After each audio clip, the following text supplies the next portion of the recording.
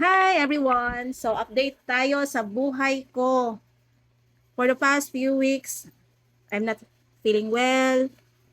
Laging mataas yung BP ko, blood pressure ko. Sobrang sakit ng ulo ko, migraine, grabe. Tapos, lagi akong may hyperacidity, heartburn.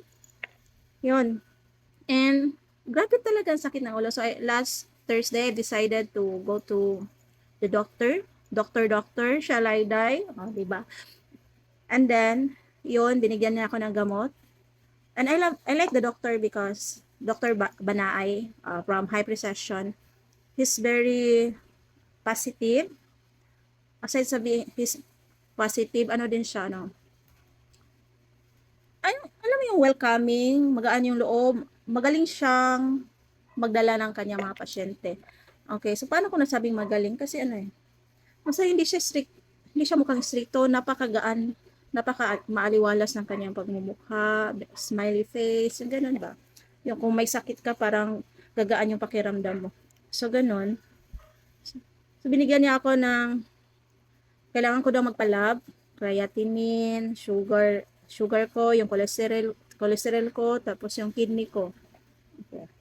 Ano, yung mga pangalan nun, marami yun. Apat yun na lab. So yesterday, Sunday, I went to the I went to laboratory. I went to high precision para magpa-laboratory. And ngayon ko lang nakuha, ngayon Monday, nakuha ko siya 1 p.m. Then proceed na ako sa doctor ko. Nung kinakabahan ako kay honestly, ano talaga, may sakit pa rin yung ulo ko, pero hindi na ganun kasakit unlike nung hindi pa ako nagpa-check up.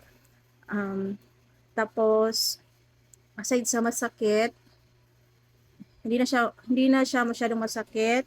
Ano na lang, medyo nahihilo na lang ako. Maybe baka sa mata ko. So, yun, pumunta ako na sa doctor ko.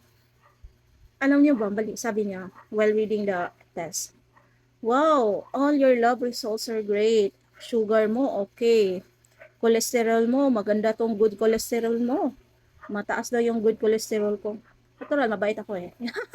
Tapos, yung ano ko, kidney ko are all working in good condition para. Basta, continue lang daw yung ano, yung hindi ko pagkain ng maalat, and I should live a healthy lifestyle.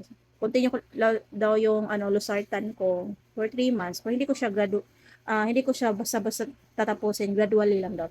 So, thank you God. Thank you for everything, God. Nag-pray talaga ako na sana wala nang ibang problema. So, share ko lang yung kaligayahan ko yun. Bye-bye.